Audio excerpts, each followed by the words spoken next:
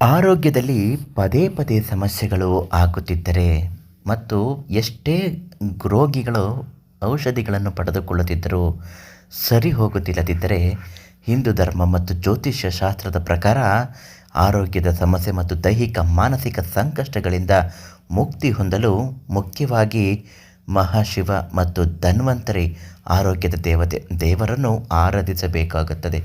ಆರೋಗ್ಯ ವೃದ್ಧಿಗಾಗಿ ನೀವು ಜಪಿಸಬಹುದಾದ ಅತ್ಯಂತ ಶಕ್ತಿಶಾಲಿ ಮಂತ್ರಗಳು ಮತ್ತು ಪೂಜಾ ವಿಧಾನಗಳು ಇವತ್ತಿನ ಮಾಹಿತಿಯಲ್ಲಿ ತಿಳಿಸಿಕೊಡ್ತೀನಿ.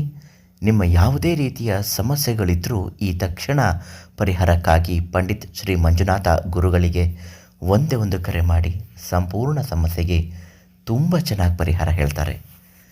ಆರೋಗ್ಯದ ರಕ್ಷಣೆ, ದೀರ್ಘ ಆಯುಷ್ಯ ಮತ್ತು ಯಾವುದೇ ರೀತಿಯ ಗಂಭೀರ ಕಾಯಿಲೆಗಳ ನಿವಾರಣೆಗೆ ಈ ಮಂತ್ರ ಬ್ರಹ್ಮಾಸ್ತ್ರ ಎಂದು ಪರಿಗಣಿಸಲಾಗಿದೆ. ಈ ಮಂತ್ರವನ್ನು ಒಂದು ಬಾರಿ ಹೇಳಬೇಕು.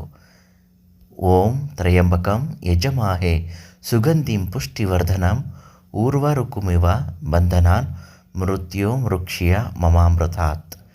ಪದೇ ಪದೇ ಸಣ್ಣ ಸಣ್ಣ ಕಾಯಿಲೆಗಳು ಬರುವುದು, ನಿರಂತರ ಆಸ್ಪತ್ರೆಗೆ ಖರ್ಚು ಮಾಡುವುದು ಮತ್ತು ಮಾನಸಿಕ ಭಯ ಇರುವವರಿಗೆ ಪ್ರತಿದಿನ ಬೆಳಗ್ಗೆ ಸ್ನಾನದ ನಂತರ ಶಿವನ ಫೋಟೋ ಅಥವಾ ಶಿವಲಿಂಗದ ಮುಂದೆ ಕುಳಿತು ರುದ್ರಾಕ್ಷಿಯ ಮಾಲೆಯನ್ನು ಹಿಡಿದು ಈ ಮಂತ್ರವನ್ನು ಕನಿಷ್ಠ 1 ಅಥವಾ 11 ಬಾರಿ ಜಪಿಸಬೇಕಾಗುತ್ತದೆ.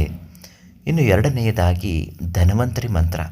ಮಹಾವಿಷ್ಣುವಿನ ಅವತಾರವಾದ ಧನ್ವಂತರಿಯ ಆಯುರ್ವೇದ ದೇವರೆಂದು ಕರೆಯಲಾಗುತ್ತದೆ. ದೀರ್ಘಕಾಲದ ಕಾಯಿಲೆಗಳು ಮತ್ತು ದೈಹಿಕ ದೌರ್ಬಲ್ಯಗಳ ನಿವಾರಣೆಗೆ ಈ ಪೂಜೆ ಅತ್ಯುತ್ತಮ. ಈ ಒಂದು ಮಂತ್ರ ಹೇಳ್ತೀನಿ, ಬರೆದಿಟ್ಕೊಳ್ಳಿ. ಓಂ ನಮೋ ಭಗವತೆ ವಾಸುದೇವಾಯ ಧನ್ವಂತರಾಯೇ ಅಮೃತ ಕಲಶಹಸ್ತಾಯ ಸರ್ವಭಯ ವಿನಾಶಾಯ ಸರ್ವರೋಗ ನಿವಾರಣಾಯ ತ್ರೈಲೋಕ್ಯನಾಥಾಯ ಮಹಾವಿಷ್ಣುವೇ ನಮಃ. ಈ ಮಂತ್ರವನ್ನು ಪ್ರತಿದಿನ ಪೂಜಾ ಸಮಯದಲ್ಲಿ ಕನಿಷ್ಠ 21 ಬಾರಿ ಪಠಿಸುವುದರಿಂದ ದೇಹದಲ್ಲಿ ರೋಗ ನಿರೋಧಕ ಶಕ್ತಿ ಹೆಚ್ಚುತ್ತದೆ. ಇವೆಲ್ಲವೂ ಒಂದು ಮಾಡಬೇಕಾದರೆ ಮೊಟ್ಟ ಮೊದಲನೇದಾಗಿ ಈ ಎರಡೂ ಮಂತ್ರಗಳನ್ನು ಬರೆದಿರುವ ಯಂತ್ರವನ್ನು ಮಂಜುನಾಥ ಗುರುಗಳೇ ಸಿದ್ಧಪಡಿಸಿಕೊಡುತ್ತಾರೆ.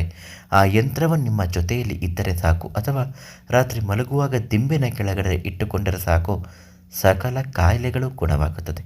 ಮಂಜುನಾಥ ಗುರುಗಳಿಂದ ರೋಗ ನಿರೋಧಕ ಯಂತ್ರವನ್ನು ಕೇಳಿ ಪಡೆದುಕೊಳ್ಳಿ, ಒಳ್ಳೆಯದಾಗುತ್ತೆ. ಆಸ್ಪತ್ರೆಗೂ ತೋರಿಸ್ಬೇಕು, ಬೇಗ ಔಷಧಿಗಳು ಫಲಕಾರಿಯಾಗುತ್ತದೆ.